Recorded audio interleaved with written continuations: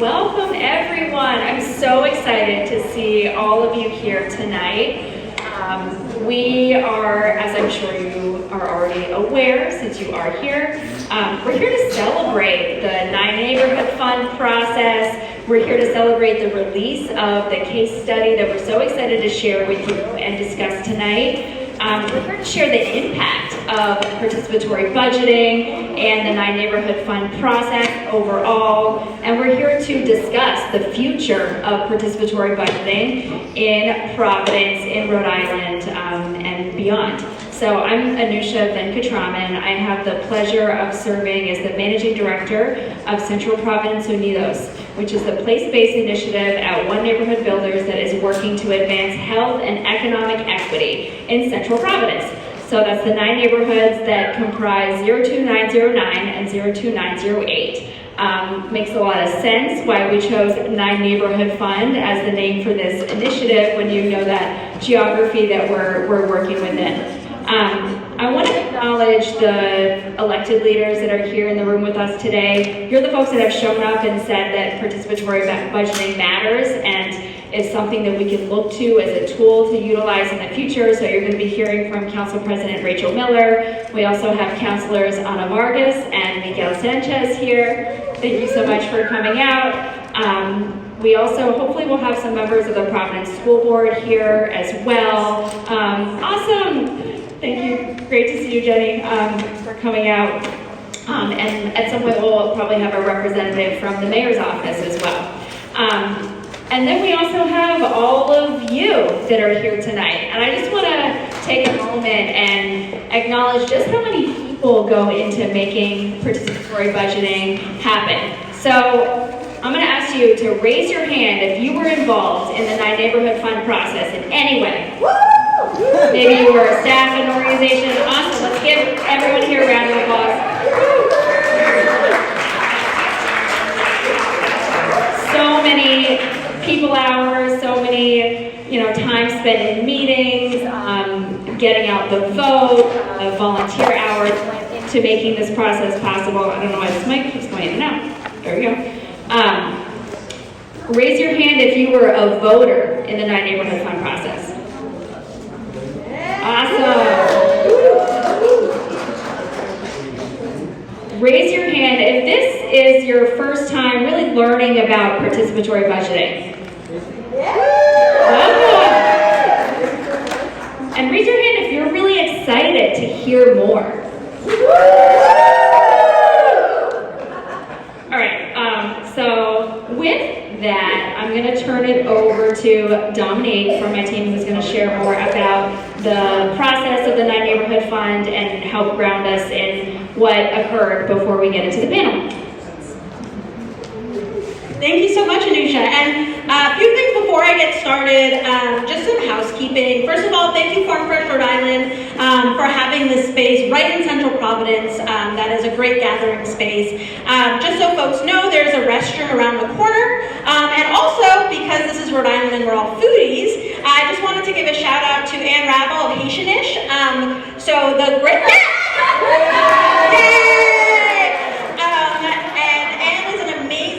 business. And are you the first Haitian food truck in Rhode Island? I think so.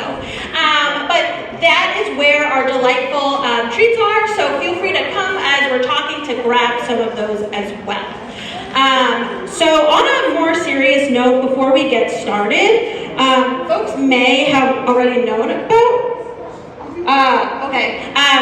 I wanted to just, folks may not know, but there was a local community leader, Patricia Robb, who recently passed away.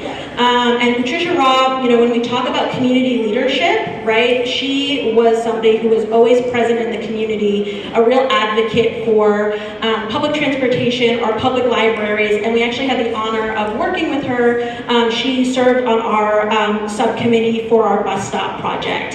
And so I wanted to just have a moment of silence for her, if folks would indulge, just for a few seconds.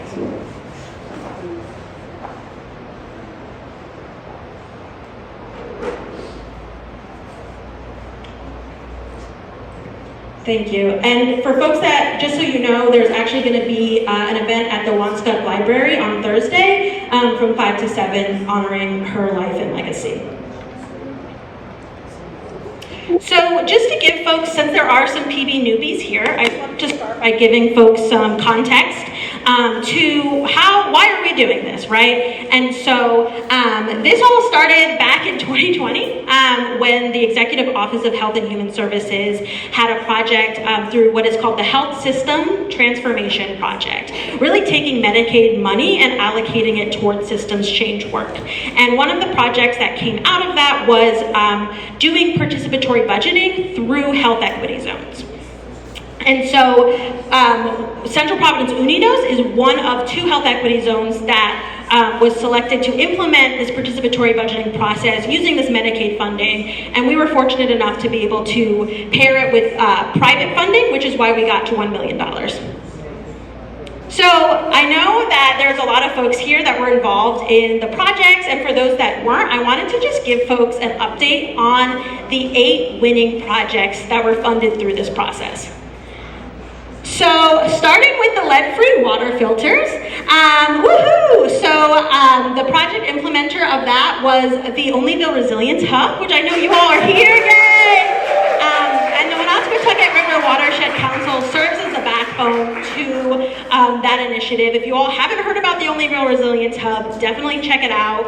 Another great initiative happening in Central Providence that is very community-led. And so through collaborating with them, they were able to distribute 2,000 lead water filters to folks in the Central Providence community, and really focusing on folks who are pregnant or have small children.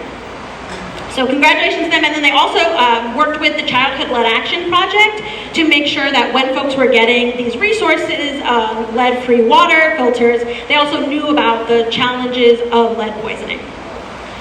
And then we have improving our bus stops.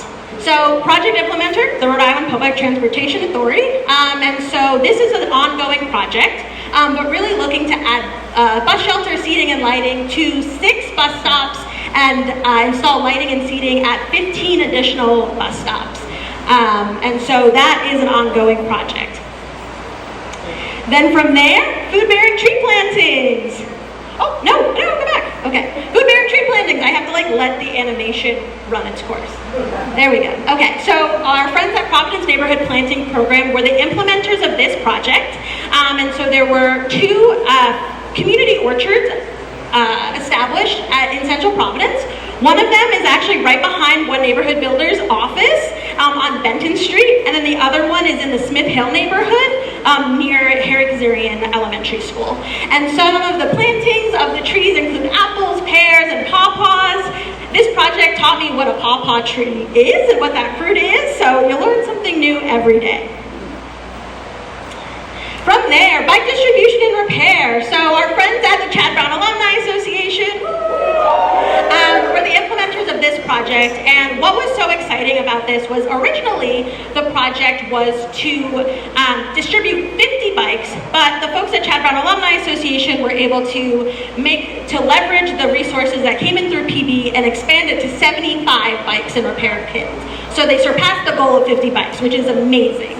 And then they distributed, and then they also worked with the Lefty Lucy Bike Collective, which is right down the street over here, to do bike repair and safety classes. And shout out to Chester DeWitt, who was actually nominated and won a Dorothy Richardson Leadership Award for the work that he did on this project. Congratulations, Chester. There were a few others. So I just want to highlight those. We had some some other projects as well, including the bathroom project. Yeah. So that bathroom project was a collaboration of many partners. And so we had Wasted, who was the company that installed the bathrooms. And then we had the opportunity to work with Garden Time, who had park stewards at each bathroom park to make sure that there was some oversight over the bathrooms, how they were being, making sure they were used for their intended purposes, connecting folks to other resources that exist in the park. And then Heavenly Cleaning Service was also involved in the project, making sure that the bathrooms that folks were using are clean. And then from there, we also had the Central Providence Soccer for Youth. I see my friend Erwin is here, not to put him on the spot, and was able to provide not only opportunities for young people to play soccer, but really focusing on connecting them to other educational opportunities that come with when you're doing sports. And then our youth peer mental health program, Project Let's, is in the house somewhere. And so that peer mental health project is all around making sure young people have the skills to support each other in navigating the mental health crises. All right.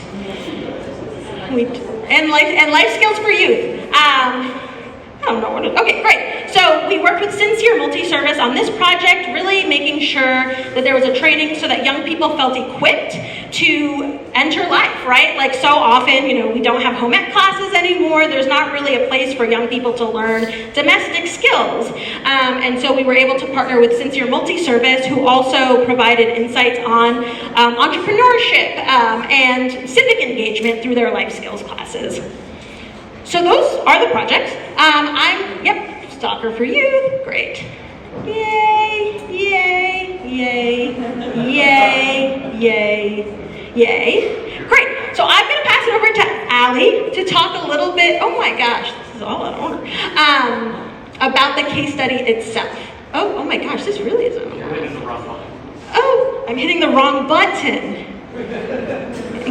Everybody makes mistakes. Everybody has those days. Okay, now I'm going in the right direction. Yes, and so before I go, just, we were able to really map out the projects. This is more for the infrastructure projects, right? Because programs, they happen all across and served folks all across Central Providence. But this map will show you where the new bathroom in Rhino Park is, the food-bearing tree plantings, and where the bus stop improvements are taking place. So now I will pass it over to my colleague, Allie, to talk a little bit about the case study itself. Thanks, Dominique. So now we're going to talk a little bit about the case study. So this is something we've been working on for the past year and a half to hear about what was this experience about in implementing it. Oh, there we go. Okay. So these were some of the goals of the case study. So people have implemented participatory budgeting before. This is not the first time, but in Rhode Island, no one had looked at kind of what happens after the vote to see how do these projects actually get implemented. So what does it take to actually bring these projects into reality? So to kind of get at what that looks like, we took a look at the initial goals and outcomes of the 9 Neighborhood Fund projects, including survey data from project participants. And then we also we wanted to look at the experiences and perceptions of individuals involved in implementing the 9 Neighborhood Fund, so all those implementers we heard about. And then we also were interested in the role of the Participatory Budgeting Coordinator, Central Providence Unidos, and perceptions of government actors in the 9 Neighborhood Fund project implementation. So our methods. So I, along with an intern, I'm Allie Steinberg, by the way, Policy and Research Manager at One Neighborhood Builders. We interviewed over 20 people involved in the project. I interviewed many of you. And that included implementation committee members, project subcommittee members, project implementers, and the 9 Neighborhood Fund staff coordinators.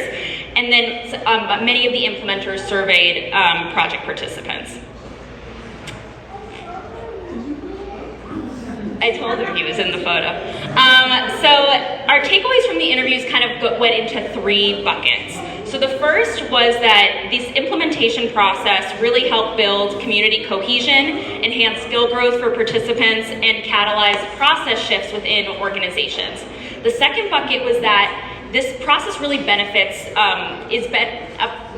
really lends itself to a flexible and an active community-based coordinator that also prioritizes participant skill growth. And also we heard a lot of feedback for considerations for future PV processes. So I'll get into all of these a little bit more. So the first, I think it's great to just hear directly from folks themselves and what they said. So these were some quotes from some committee members on their feedback on being part of the implementation process. So I'll read them aloud. So one person said, Central Providence Unidos and One Neighborhood Builders really helped me feel comfortable in my own skin. I had never written requests for proposals or RFPs before or done anything really like that. So it was very interesting for me to be involved in that process. Civic engagement is not always about a person getting elected. It's about things getting done. Things can get done that only elevate civic engagement. And it made me optimistic. Sometimes I can get a little jaded, but it was a good lesson for me to see that it can work well. So some good feedback from folks.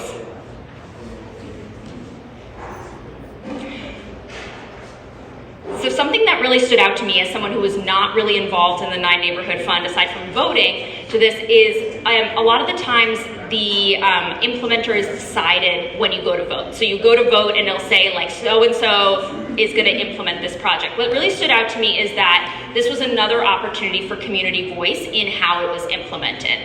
And so the implementation committee, who kind of set the criteria for how the implementers were selected for each project, they prioritized in their criteria for how that was selected, having connection to community and prioritization of health equity over necessarily having done this exact project before. So that was really interesting in action. And they also talked about removing barriers to participation through simplifying the application process and using interviews as a tool for decision making as opposed to just a written application. And so this actually led to choosing smaller grassroots organizations with closer ties to BIPOC communities, which was one of the goals of the participatory budgeting process. So I think it's really important to talk about the details because that's really what makes this process unique. So the second bucket, this flexible and intentional approach to implementation, again, some feedback that was pretty emblematic of what we heard about Central Providence Unidos. One implementer talked about appreciating having agency, receiving support from Central Providence Unidos, that they felt there was trust built, and they experienced a more positive relationship than they have with other organizations and funders. And a committee member said that they felt the Unidos team kept them informed, heard their concerns, liaised effectively with the city, and focused on community voice. And so the last thing, there's Michael, and so big part of PB. And so some considerations for future PB processes. We heard loud and clear that people want more participatory budgeting in Providence. We heard that loud and clear. And specifically wanting public funds to be doing that and still having that flexible, adaptable approach, being able to meet on weekends, being able to meet at nights, and being able to work with people and be flexible. This was interesting to me. One of the goals of the PB process was thinking about how to gain official support and engagement. And then when talking with folks, they said, oh, well, elected officials really came to meetings and didn't really engage beyond that.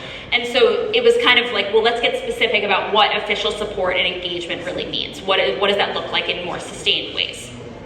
And then third, this came up again and again, but plan for implementation and feasibility early. The Unidos team did a great job of engaging partners early on and saying, engaging city partners and quasi-governmental partners on how these projects could happen. And that just was translated that over-communication is better. Over-communication is better.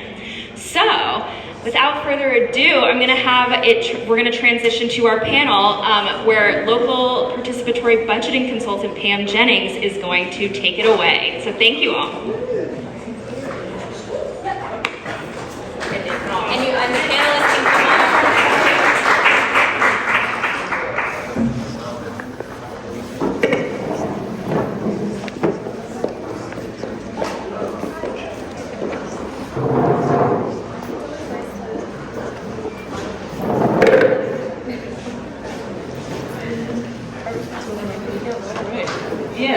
We're going to pass the thing. Get cozy here. Hi everyone. So thanks for joining tonight. My name is Pam Jennings and I help coordinate the participatory budgeting or PB process through the 9 Neighborhood Fund.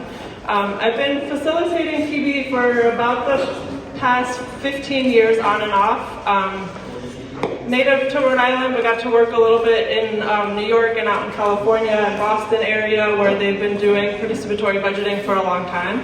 And just as like a quick history, PB is something that happens all over the world. It started down in South America in Brazil and is done in over 5,000 cities, even sometimes some places like Portugal where they do it at the country level. So it's something that happens all over the world. And, you know, starting to pick up some momentum here in Rhode Island. So Central Falls was kind of the first place in Rhode Island to implement PD, and now it's happening in other places as well, including Central Providence and the Pawtucket and Central Falls Health Equity Zone.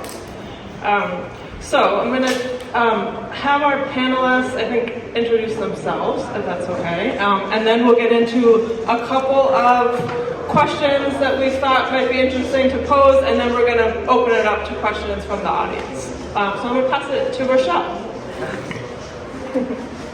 Hello, how are you? My name is Rochelle Lee. I'm so glad to see everyone here today. I appreciate the prioritizing your time to participate in this particular forum. I have been involved with the Oniville community primarily in the context of either affordable housing or neighborhood revitalization for about 35 years, somewhere in that neck of the woods. Just recently stepped off the board of directors for One Neighborhood Builders after about a 10-year stint there. But my passion in my heart in terms of this particular project is that the work we have been doing in many areas, whether it's schools, criminal justice reform, you name it, all of it requires a certain level of participation and credible resources that allow people's voices to be heard. And this particular project is one of those examples. I think you've heard a lot about the number of people involved, the people's lives who've been touched, and personally, I think the folks that have been educated about how to best serve their own interests.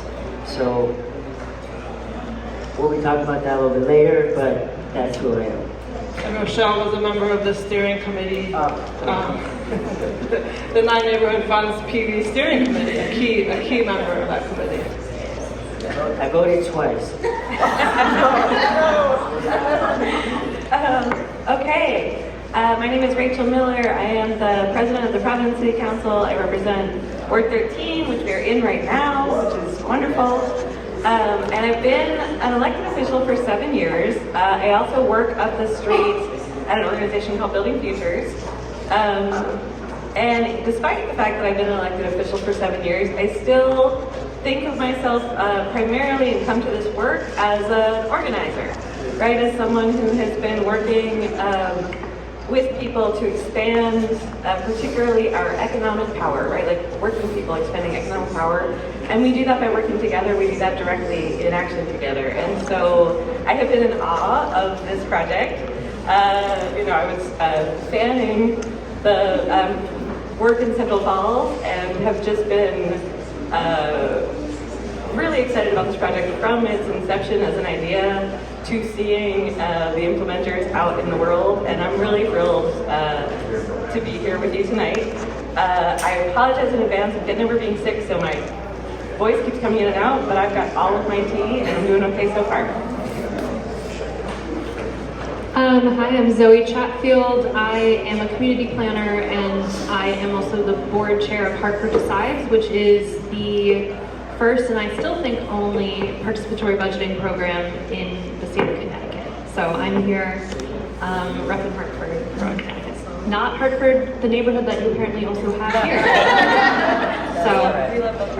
But anyway, not that one. Cool. All right, well, so start thinking about some questions that you might have for this esteemed panel, because we have this amazing spectrum of folks from other cities that have been doing PB for a very long time, elected officials, and great community advocates. So start thinking about some questions that you might want to ask our folks, but in the meantime, I have a couple of kind of warm-ups here. So I'll start with Zoe. Since you joined us all the way from Hartford, Connecticut, and they've been doing participatory budgeting in Hartford for 10 years now. I just wonder if you can tell us a little bit about like how it got started in Hartford. What is the pot of money that gets decided there? And you know, anything else you might want us to know about what's happening in Hartford. Yeah, so I can, I'll start with kind of the similarities to how this first year project has gone in Providence, where Hartford Decides started as an initiative that was a collaboration of the City of Hartford with two different nonprofit organizations. One is called Leadership Greater Hartford, and the other is now called Hartford Next. At the time it was Hartford 2000, but essentially it was like the parent organization to the various neighborhood associations in the city. So it started off also with a steering committee that was formed and then housed under Leadership Greater Hartford for the first couple of years. So it started, the organizing began in 2015. The first actual cycle of collecting project ideas, putting together the ballot, and then having a vote was from 2016 into 2017. And then we did not break off and form the nonprofit that I'm now the board chair of until 2021.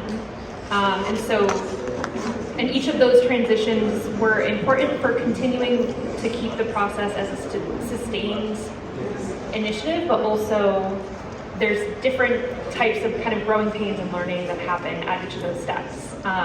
The benefit of having nonprofit organizations involved, especially at the beginning, is you have some built-in infrastructure and support to really guide processes. But long-term, part of why the nonprofit was formed was that it can be a challenge for something like a steering committee or an initiative like this to continue to be housed under the programming of another entity. And it became important to kind of have it be its own community-led project in itself. Of course, establishing as a nonprofit then comes with its own challenges, which I won't go into all of that right now, but basically it has been a journey to where we are now. And then with the pot of money, so our funding is different and the criteria we have is different than what was used for what I saw, at least for the projects for Providence. And part of that, I think, is probably because it sounds like you had a combination of public and private funding. So our funding is completely public. It's all part of the city budget. So every budget cycle, City Council and the Mayor's office have to agree on what the budget allocation will be. So it has changed year to year. Right now, our budget allocation comes from capital improvement funds. So the city has a capital improvements budget, so it goes to physical infrastructure. And from that, they allocate a certain amount of money that we get to then use to facilitate the PD process. Because it's specific to capital improvements, it means that it can't go to things like paying for certain types of programs, like giving the water filters or bicycles to individual residents is not something that would be possible through kind of what we are able to do with where our funds come from. Our limits are kind of to physical infrastructure or equipment if it's being housed as part of, like you can buy stuff for a park or a rec center. We did have a winning project one year that was buying laptops for the libraries that people could then, take out and use, but it had to be housed through the library. So the criteria for our projects that we are able to vote on are they have to be on city property and either an improvement to that city-owned property or equipment that relate to that city-owned property. So libraries, rec centers, and then anything else which does include public spaces, so the parks and the streets. We did have a winning project 2 cycles ago that was also about stop improvements, and that was actually done in collaboration with the DOT at the state level. So we do have some flexibility there, but it all has to be implemented through either the municipal or state level respective bodies. So a lot of the time it's Department of Public Works, Parks Department, DOT, that kind of stuff. Great, and I think that that's pretty similar to the way that PB looks in a lot of other cities. That a lot of times it's like a portion of like a capital infrastructure improvement budget. And so it sounds like all the projects essentially are implemented by a city, an existing city agency, and you have to, I'm imagining that you have to kind of get buy-in from them, from those departments and agencies before anything gets put out to a vote by the community. Yeah, so part of our cycle, after we do idea collection, we kind of do have to do a quality control, I don't know, like a filtering. So we have to go through and say, okay, this is impossible because it's not on a city property. And then we have a list that says, okay, these could be in a park, but now we have to see if our Department of Public Works would install it. And so we usually then have a meeting that we set up with the Department of Public Works to go through all of it. Hold on, Mike, a little bit closer. Oh, sorry. Yeah, oh, that's great. Oh, hello, there I am. There you go. Yeah, so we do have to then meet with the respective city departments to get that buy-in and to get feedback. So like sometimes, because we do work on putting together the budgets and the project proposals, but when we meet with the DPW, like a good example is, I use this one literally all the time, and I'm sure Evie, who is our program manager, is tired of hearing it. It's one thing to say I want to put in a bus bench, and it's another to actually do it. And there's a lot more steps than people realize that it takes to put in a bus bench. So not only do you have to figure out how much does the bench cost, you have to figure out how much is it going to cost to pour the concrete to then put the bus bench in so that it's secured. And then how much is the labor associated with that because you're paying somebody to do it. And so whatever the number is you think you're going to pay for it, it's always higher. And part of that process is saying, hey, Department of Public Works, is this something that somebody in your department can do, or are you going to have to hire a contractor? Because then that's different cost. So it ends up being a whole conversation that happens before anything even hits the ballot. So interesting. So that's making me think about kind of like the way that participatory budgeting is known to kind of build up capacity in the community in a way that kind of traditional budget making, decision making doesn't often do. And so I'm gonna pivot to Rochelle and see kind of like, what did you observe or hear or, in terms of kind of the way that PB may have built up capacity in the community, right, to be involved in decision making. And you've been involved, you know, as an advocate, and so you've seen lots of projects come and go, right, at the municipal level, state level, right? And so like, how do these projects that we've looked at today kind of look and feel different than, you know, what you've seen kind of through a more like traditional decision-making process? So it's kind of two-pronged about sort of the impact on the community and then like how these projects differ from, you know, maybe more traditional decision-making.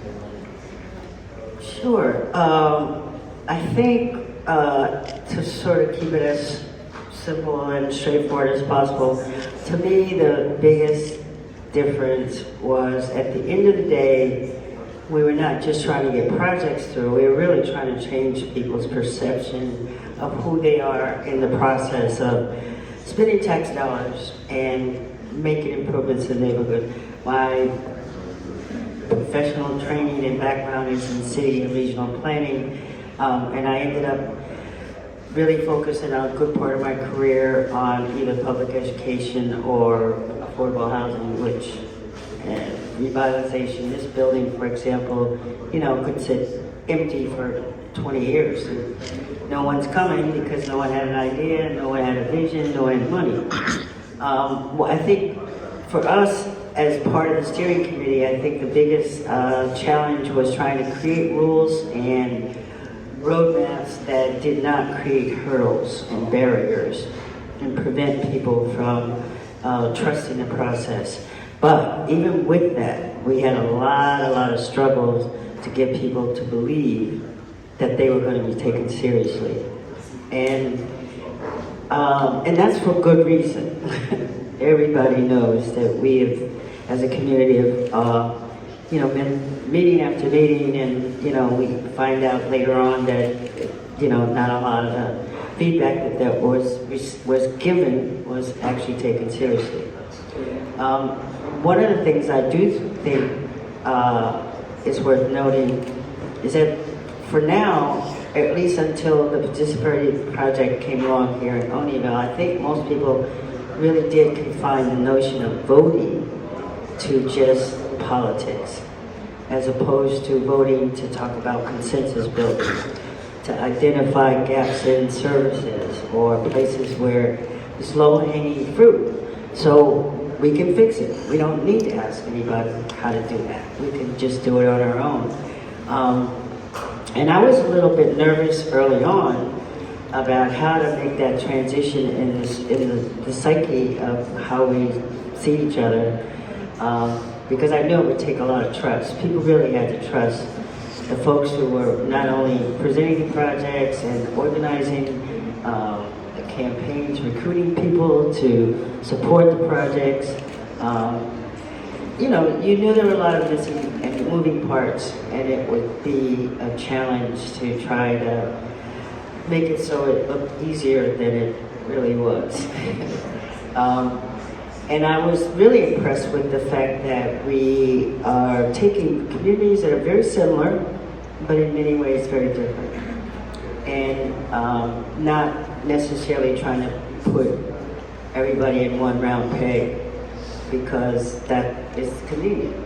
It's really easy to just sort of generalize and create an anonymity about the differences between communities, but I think it was really worth the effort that we put into it, because the outcomes included young people who suddenly understood what civic engagement was on their own behalf, not just sort of whatever the influencers were telling them or whatever. We had niches of people, folks who were health-wise were at risk, whether it's lead abatement or water that essentially wasn't purified. The list of what we struggled with is pretty vast, because people's lives are very complicated and communities are complicated. We knew we also had to really be conscientious about what the messaging, I guess is the word for it, the branding that we did. We didn't want people to feel like everything was decided before they even got involved. And if they did get involved, they would have to do it a certain way. And only those ways would be credible. So to me, one of the things I took away from this project is that there's a lot of ways to create engagement and participatory decision making. It doesn't always have to be strictly what are the budgetary outcomes, but how do people change their relationships in their community? How do they see themselves as civic leaders? We didn't talk a whole lot in the slides about the leadership piece, but we grew a lot of people to stand up. I think the second comment was, I'd never written an RFP. Sometimes people would never connect the dots between having the skills to write a request for proposal and actually being able to lead people to pursue and solve problems. So I really feel like if I had to put a bucket on it, I would say a good 30% was just changing people's mindset around civic engagement, another 30% about who is that? Who are those people? Are they, neighbors? Are they professionals? Are they people from outside of the community? All those questions, we ended up crossing having those discussions. And I think the last part I would say is it creates a certain amount of discipline. As you were saying, it may sound like a great idea on paper, But once you get to the actual implementation stage, you find out there's a lot of give and take, there's a lot of yeses and nos, there's a lot of maybe, maybe not. And there's also things that we never envisioned until we actually get in the room. And, we start talking about, public toilets. I mean, who doesn't know about a public toilet? But who knows how to put a public toilet in a public space? We now know there's a whole lot of people that know it, that this time, a couple years ago, did not know it. So, And what happens after putting it in. right. All of the maintenance. Well, the I know that stewards- somebody about cleaning was shouted out before, and I'm sure that was a big piece of the budget planning too. Sorry. Yeah, well, I mean, I think one thing that's like striking to me is how there's a thread through all the PV processes I've been involved with, and it's access to bathrooms. And like, there's something there, right? Because like, this is a basic human need that's often goes unaddressed. And and sometimes it takes like these community-led decision-making processes to really like raise that to the forefront of like the things we need to be funding, right? Yeah, I have to jump in. It's working or no? No, it's not. Hello. Hello. Okay.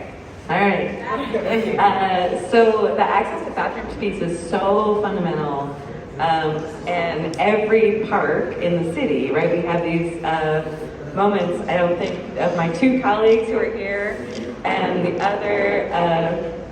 other city councilors I get to work with. I think every single one of us have encountered questions about like, how do we have running water and access to public restrooms and public spaces?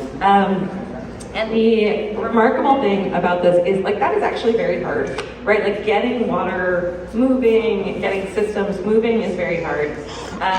Because of this project, there is a path that doesn't involve huge amounts of sewer infrastructure. Like the solution was a totally innovative thing that did not exist before, that could not have existed without this. And so I think there's like something really powerful in the like, because you asked me about it and I'm like, oh man, I gotta go to DPW and we don't know how to get the water there. And like, but when we have like a connected group of people who are trying to solve this together, the answer is something totally different. And it's really amazing.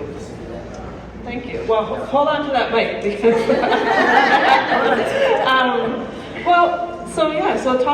Thinking about kind of our municipal budget, and it sounds like we heard about Hartford, kind of the pot of money that's decided there.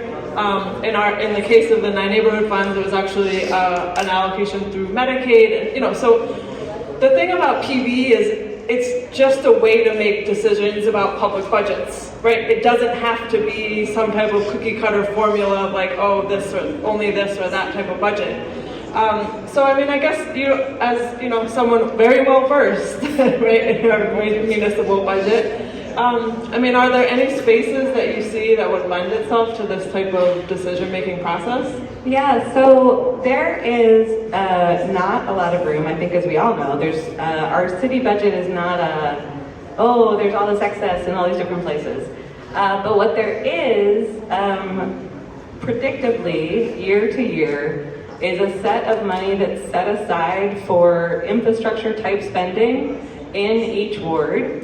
And I have for quite a few years wanted, it's not a huge amount of money, right? I've for quite a few years wanted to engage a conversation about participatory budgeting with the Ward 13 pot of that money. And it has felt a little bit unapproachable until, right, there's been this, I mean, there's literally a roadmap for how to do this now. And so I would say, I think to get it moving, two things. One, Rochelle was talking about the ways in which this project built trust and like really built people's direct power and sort of sense of themselves. And that is, by the way, why I love, I mean, I'm obviously biased, but like why I love municipal government, why I love working on the city level is there is this like direct access, right? Like city councilors are your neighbors and we like see the stuff happen the same as you do. But trust is like not built from a one thing, it's built like every day. And so I would very much love to see what happens with this project move out into our city on a more ongoing level. I would love to work with other people in the Ward 13 neighborhood to make that a reality for our kind of neighborhood infrastructure funding. And then I think from there, figure out like, okay, how do we figure it out from year to year? Are there other city councilors who would take on that level of project? I think that's how we build it out and move it forward. But this is certainly my invitation, and I will also make it beyond this room about working with me in this neighborhood on our infrastructure funding and moving it forward. And honestly, that money from year to year is very often like filling a gap for a project that we are otherwise excited about, right? But it's not the same as residents directly making that decision. And so I'm not, that money is well spent and needed now, and yet I still think there's a profound difference when we put it in the hands of everyone. If I may, just because it kind of relates to what you're saying, and I think it also connects to the project of PB is about trust building for all community members to better feel like they can participate civically. But if you are part of the organizing, there is also a behind the scenes trust building of getting municipal entities to trust their residents and community members to also actually know what they want to see in their communities.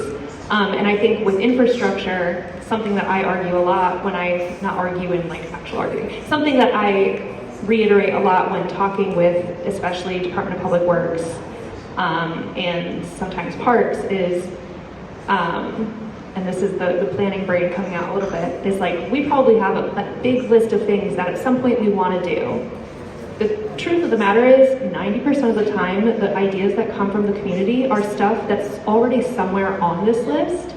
So this is going to help us prioritize what we put our money and effort and labor into first, instead of kind of going off of assumptions. Especially with infrastructure, that ends up happening a lot. And I think a good example is the budget cycle we had. 2 cycles ago now, wow, time flies. But we had 2 winning projects, and one was crosswalk improvements at this really dangerous roundabout by the biggest, like the big park in our downtown. And the other was bus stop improvements at 7 stops, so 14 total, 14 locations, so both sides of the road, at different points across the city. So we tried to hit like all of the neighborhoods. And those were the winning projects, even though one of the, anyone that is 10 years old and older can vote in our participatory budgeting, so it also captures youth and kids. So even though one of the other things on our ballot that year were VR headsets for the libraries, which you think any kid is gonna look at that and be like, well, obviously I want the VR headsets. I literally watched this 14-year-old girl. She looked at all of the projects because we like had them printed out big so you could look at all the details, all of that. And she voted number 1 thing was the bus stops. And what you end up seeing is like, and it would be fine if they voted for the VR headsets, whatever. But like a lot of the time, like people also have the same things that they want to see in their communities, and we hear the same things year after year in the process. And half the battle, if you're organizing, so this is more for like, well, when you were on the steering committee and for you when you're trying to convince people, trusting residents to actually know what they're talking about too. And a lot of the time they're gonna make the decisions that like, it's not that we want a free candy vending machine, it's that we want clean running water and access to bathrooms in the parks and bus benches, so. Yeah, no, and the other place that I think could be, although that is a larger conversation, especially as we return schools to local control. I think there's a really interesting place where we could think about, similar to how Central Falls did some school-based projects where students and school community members got to make decisions about how some money is getting spent. So I think there's probably opportunities there as well. And this piece about like, you know, again, I talk to as many residents as I can on a regular basis. That doesn't mean, that is not the same. So I have like an expertise about the people who talk to me and the things they care about and the things I experience in my neighborhood.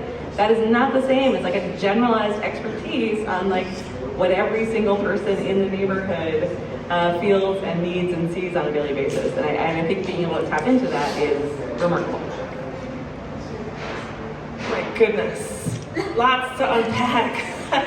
And I mean, I have lots of questions, but I want to put it out to everybody who's here tonight to see what are some of your thoughts, reactions. Yeah, run the mic, and I think we'll probably like stack a couple of comments and questions, and then kind of pose them to the group if that's okay. So we'll take like 2 or 3 at a time, and then bring them to the panel. Yeah, we actually had that Slido right at the check-in, so folks may have actually already entered some questions in. So we can, okay, there's one, great. And it's kind of a question that has already been asked, but in case folks want to add to it. Where else could we use participatory budgeting in Providence? We kind of just did that one. Yeah, I think there's, yeah. So folks, if you're feeling shy, you can do it through Slido, but if you're feeling brave, you can just raise your hand. Hey there, this is all so exciting, and it's been great to hear more about the participatory budget process. One of the things that I'm thinking a lot about is this thread of trust that you've all built, and I'm curious about 2 things related to that, because I think that like trust in institutions and societies at an all-time low, and we really have to like tap into it in the places that we can, and the way that you've all done this like really harnesses that. So I'm curious about like how you see these like relationships continuing to blossom, and like where you all want to take it with the people that you've already funded and invested in, because like I think that the sustainment is like such an important piece of building out that trust. And then also like you've talked about this within the context of like doing the ward budgeting, and I think it's also like gotten at this question, but like do you see other ways of this expanding, like with community groups, with other neighborhoods that like weren't engaged, and just how you see this like community engagement process growing? Because like the process piece of it, like in addition to the outcome, is so important. Michelle, do you want to offer some initial reactions? Which part of that question was for me? No. The trust thing is like you say, it's a high maintenance. You can't just sort of assume that because you had a good experience once that people are going to remember and they're going to build on it. Really, it's a job. It's a commitment. It's a lens. It's almost to some extent a guiding post that as long as I think as long as the participatory process that people experience is I hate to use the word authentic, but it's certainly transparent. We had to throughout the process, starting with the steering committees, rules of engagement, shall we say? Who can vote? 10-year-old, 15-year-old. 25, gotta live there. 13? It was 13 then? Yeah, in our case it was 13. When some things by definition are built in, which is the zip code in the particular target area. But after we decided on those rules, we still had to go out and test them to see if it impeded credibility, if it undermined trust, or if it, kind of the power struggle that we were facing, which is to tell people they have power. I mean, they have power. It's as simple as that. A lot of times people don't remember it, or they don't necessarily know how to use it. So we try to very, very consciously take every tool we can think of, our media, our rules of engagement, the timing. We talked a lot about timing. We had some pretty ambitious goals around the number of people we wanted to make sure participated, so we literally had a number like, 5,000 or something. Didn't get to there, but we got close. And it was also, I think, being mindful of the fact that people are going to, just like we make assumptions about others, they're going to make assumptions about us. And whether we came from a grassroots organization like One Neighborhood Builders, or from City Hall or City Council, or just, you know, people on the street that happen to be organizing or door knocking for some reason. I think we spent a lot of time trying to make sure that we kept those goals and those priorities in the forefront of our work. And it paid off after a while. It didn't happen right away. Staff were just amazing. They were just ruthless when it came to getting people involved and making sure that they were heard in respectful ways, and also making sure that we were clear about what's going on, because that's one of the bigger challenges that we don't really have words for. But when you tell someone that they're going to make a decision about a $1 million budget, They look at you funny. they look at you funny Yeah. and say, "What's the trick? What's the question? Right. You know, what's really going on?" As my good friend would say, "What's really going on here?" But that I think, my take on how the steering committee from internally and the project staff approached building trust. But there's a lot of ways, obviously, and a lot of time and effort that would go into trust, because we didn't talk about language issues, we didn't talk about cultural diversity, we could talk about it for a long time. But I think the point being is that if you understand that everybody comes with their biases and their perceptions, and we will be, it's a two-way street. So we need to be convinced that people would trust us, and I think people need to be convinced that they could trust, the process. And I think the outcomes, there was a little gap there because we had the elections, then we had the project selections, and then we had time go by. So all that time, the staff was constantly keeping people informed, making sure, ideas. We used local vendors every chance we got. We built connections between one side of the neighborhood to the other, and from one neighborhood to another neighborhood, or another zip code, so to speak. But that takes a lot of time.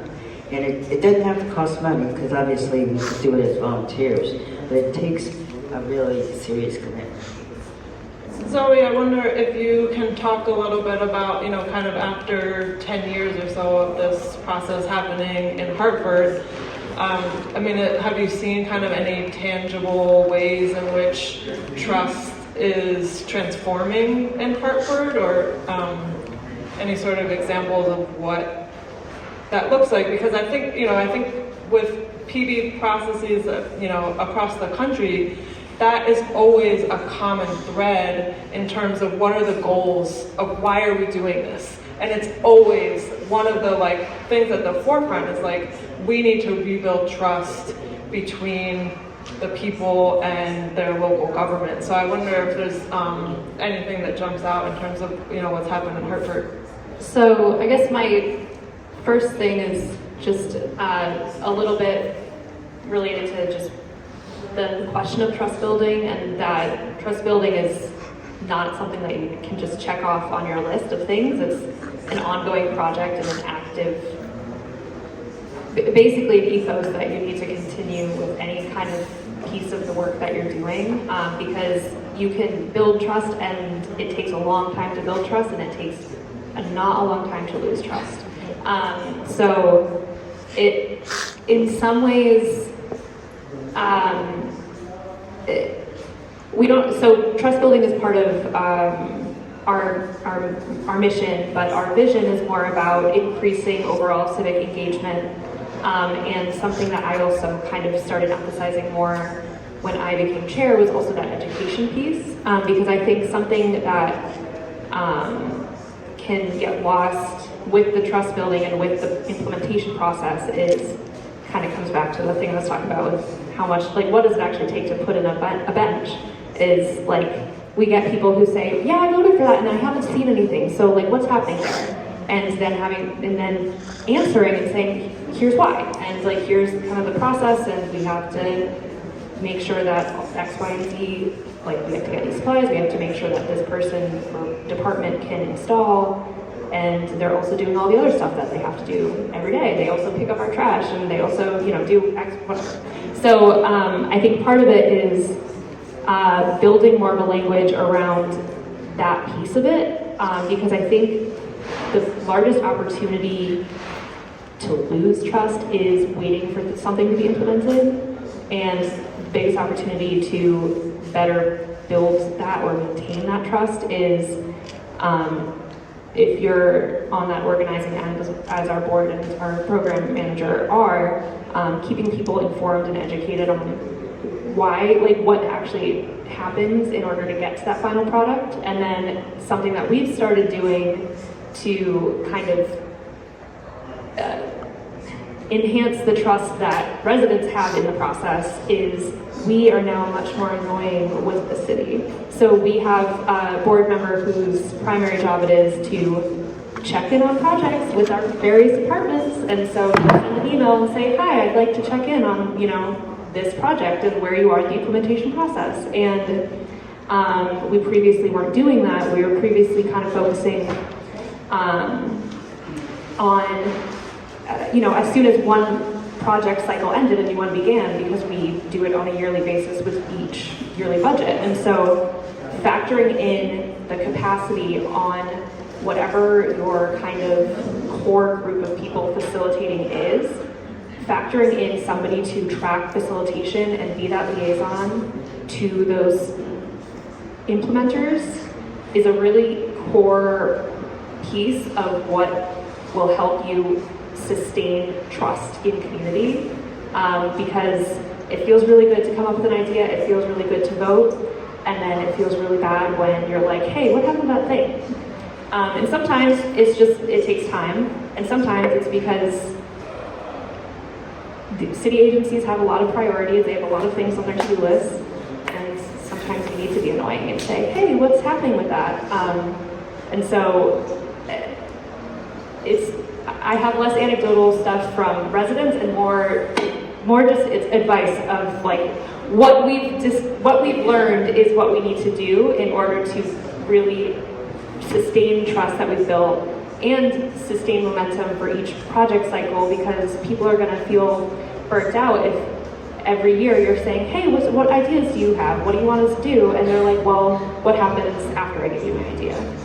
I think that's a really great reminder, and something that was pretty unique about the 9 Neighborhood Fund process is that the participation didn't stop after the vote, right? There was like almost like a second process of implementing the funds in a very community-driven way that was really, really exciting and unique, I think, to the way that Providence did this. And so, which I'd love to learn more about. Yeah. So I'm gonna try and, or if anybody back there, like Dom, if you can read off and read off a couple of the things that are up there. Yeah, so Michael can help translate. we can start with the one up top, and we can see how my Spanish is. So basically, how can schools implement participatory practices with funds that are donated? How can we help include the young people?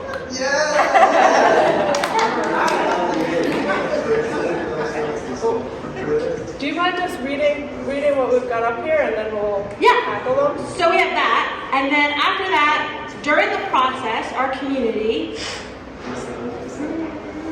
felt that they were being heard and given more trust. Can this continue happening? How can this be continued? And then from there, do any philanthropics or community foundations do participatory budgeting type work? And then another question around, why doesn't participatory budgeting exist in more places? Looks like, how can we secure more funding to expand participatory budgeting across the city? Does anyone want to add anything to that mix? Yeah, go ahead.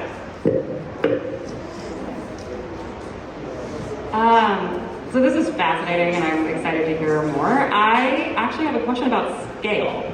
So it sounds like in Hartford you have this situation where you're kind of working across a city, and here we have 9 neighborhoods. And I'm kind of curious for all 3 of you how you think about scaling from 9 neighborhoods or a single neighborhood or a ward or 2 wards or a ward and a half to a whole city, and whether or not you think, like how you would take all of the time and like people power it takes to get trust, to hear from folks, and scale that to larger spaces versus keeping it tight. Yeah, that's a great question, and I think there's like a thread through all of these questions. So to that point, and the like, why doesn't this happen in lots and lots of places, right?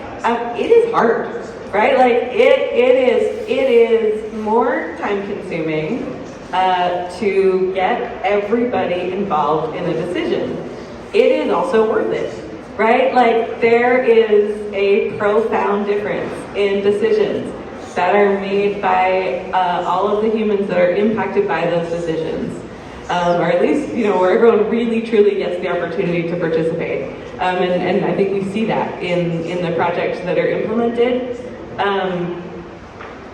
One of the very cool things I think about participatory budgeting is it's this like little d democracy, like people have made it their own in every community that it's been adopted in. And I think the 9 Neighborhoods Fund project gives Providence a map for how we could make it ours and scale it up. I think that we probably need to keep doing kind of projects that are in the size that we have like the most kind of autonomy over, right? Because I can see moving a project where you're trying to build consensus around infrastructure dollars in Ward 13. I can see using a successful project like that to then build out and scale. But one of the, and I don't know if there's conversations happening about future Central Providence participatory budgeting projects, but there is, the really cool thing about this is it's like giving any of us involved in local decision making through government or other, there are community foundations in Rhode Island. There are people who pull them together for all kinds of things, right?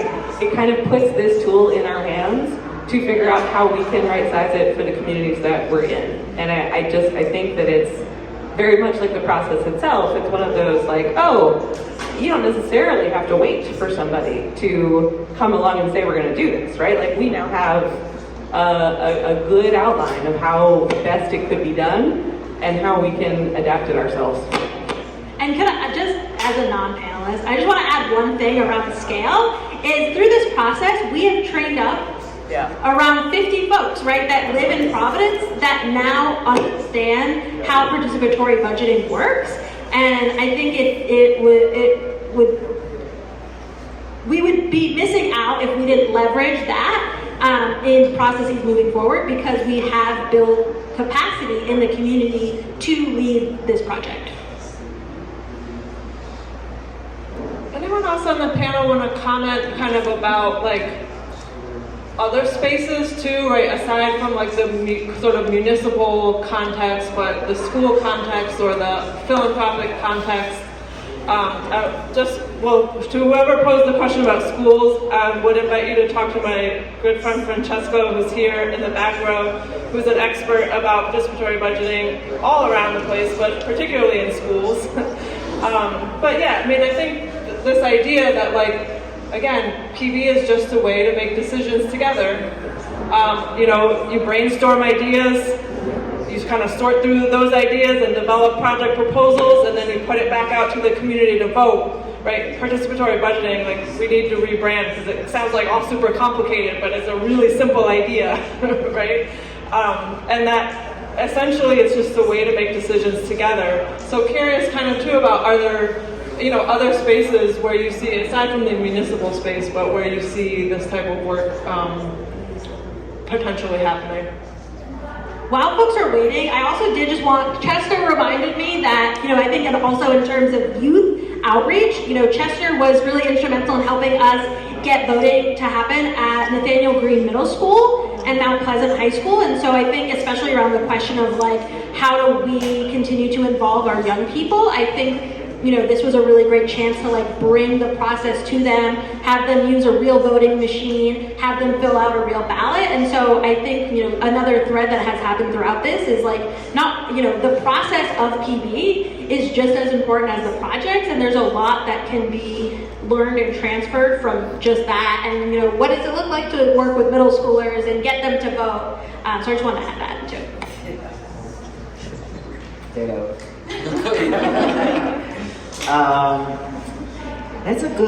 That's a complicated question, but I think it's really important.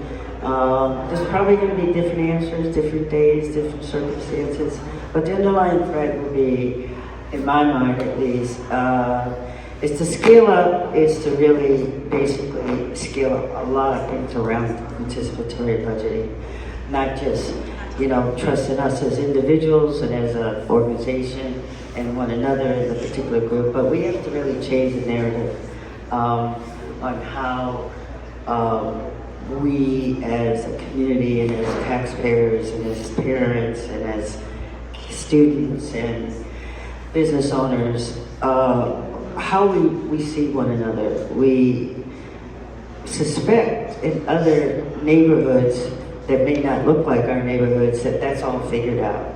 That somehow they have synchrony, they have, they're all on the same page and they have more things than we have. But the truth of the matter is when, or at least in my opinion, when we understand that it's okay not necessarily to agree on everything, it is okay to understand the differences in perspective. But what's really critical is finding a way to kind of bring consensus into that space, and not necessarily, all or nothing. People are, you lost, out, get out, that type of atmosphere. Scaling up, I think, to some extent, will take a lot of scaling up on civic engagement, and we're in a kind of weird place. We have a war on civic engagement, we have a war on democracy, we have a war on people in, all walks of life. It's not, just a sector. And in the meantime, so people really focus on survival. And right now, I think to some extent, one of the tools that helps us to survive would be a model like participatory budgeting. Because a lot of poverty in the universe of humanity is how we feel about things and how we see things. If we see ourselves in a compromise, less than, can't do it, won't be for us, we're not included, then we sort of function in that world and we do things in that manner. I think what participatory budgeting as a tool, and you'll see it in classrooms, where the teachers, share running the classroom, all the way up to, whether our city officials and our elected officials who make decisions for us include us in a meaningful way. I think that's where the tension lies in many cases. But to scale up, to me, is not just scaling up the money or scaling up the particular projects, but really scaling up how we see ourselves in society.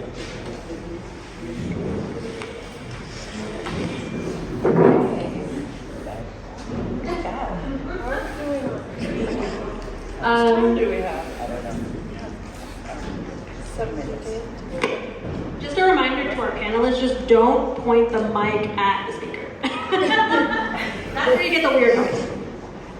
So I think, Rochelle, you put it beautifully, but I think, so maybe we'll kind of move towards like some closing thoughts kind of on what you think about kind of the future, right, of where this might be going. I think I can still, actually connect that thought that I had anyway to that, which is no matter the scale, because I do think there is a benefit to, Hartford doesn't have wards, and we don't have ward-specific funds, So our structure as a city is different.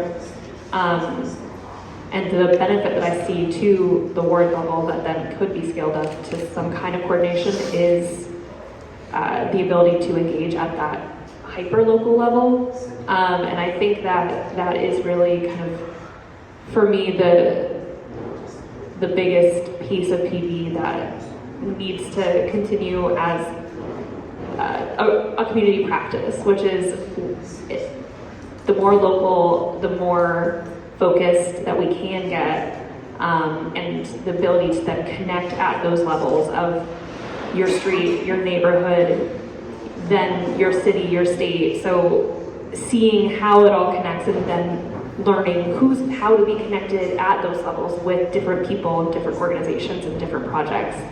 I think that's really the opportunity, because there's some things that are neighborhood specific, and then there's some things that you might think are specific to your community until you start to then look at other communities and you start to see the patterns of, oh, this is something that everybody wants, and this is something that everybody values, and public bathrooms, yeah. And being able to see, despite the fact that we're going to disagree sometimes on how to get to that end point, we actually agree on a lot of the things that we want to do and the things that we want to see in our communities.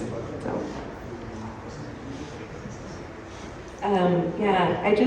I think two kind of closing things. It doesn't just have to be a project, participatory budgeting doesn't just have to be a project of somebody else's. And I think I said this a little bit, but like if you are involved in a neighborhood organization or a nonprofit organization, there's a path to create a participatory budgeting project anywhere that there is a budget. Right? And to engage the people who are affected by how that money gets spent in the decision-making process. And I think one of to Dominic's point about there are now people who are well-trained in how to make this work, I think seeing more of people keeping this alive and moving it into new ways is how we move into the future of it. I also think it is a hard moment in our community. It's a hard moment in a lot of communities. And in my mind, there's only ever two antidotes to that. One of them is more people directly participating and building power amongst ourselves. And not kind of looking for others to be able to help us, because they can't always. And the other is building authentic connection. And I think participatory budgeting, gets to both. I am also right now working on stuff in City Council that will create more opportunities for people to come together around live music, right? It is a very similar, in my mind, way to make authentic connections with people we don't necessarily see and talk to every day. I do think that is the primary path out of what is especially hard about right now. I'm going to take something you said and maybe turn it into some words that we can leave here with. Anywhere there's a budget, it can be participatory. And I think, and I think what we know about budgets is that they're like wonky in a lot of ways, but they're also, they say the most about our values, right? At the end of the day, the budget is really the expression of our values as a community, as a society. So anywhere there's a budget, it can be participatory. Can we all say that together? Anywhere there's a budget, it can be participatory. Yeah.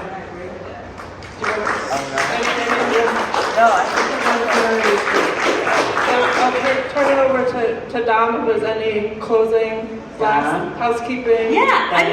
Businesses, or do we have more time? Well, before you go down, I want to commend you and staff in particular. That this has been a fun experience. It's developed in many ways, and I want to thank the audience again. But I specifically want to make sure you guys know that we first trusted you guys, and then it kind of went from the internal to external. So I appreciate there's folks who've come and gone, folks who are still around, but steering committee, some folks here from the steering committee, a lot of folks that deserve a lot of accolades, and thanks for making this experience very positive with the challenges that we started out with. There'll be new ones, but I think if I wanted people to leave today with one or two thoughts about this process, one is it's up to us. There's nobody coming to speak on our behalf in the way that we can. So, I believe that we need to believe in ourselves as a community. We don't have to have everything right, and we certainly don't necessarily have to agree on every single item, but where there's consensus, we can build. We can get bricks, make them into houses. So that part, I feel like, is everyone should feel like they're part of this movement. Thank you all. That was amazing. I really appreciate everybody's insight. Thank you for the questions as well. And I also want to thank Michael Neyda, my colleague, who has been doing this entire time, which I feel is even more impressive in New England because we talk so fast. So thank you, Michael, for making sure folks can really participate fully in this conversation. Thank you all so much. We're gonna leave some time for just some conversations. We have a few, like 5 more minutes, so feel free to grab, if you didn't grab a case study already, grab a case study, grab some food, and mingle and talk to each other. Thank you so much.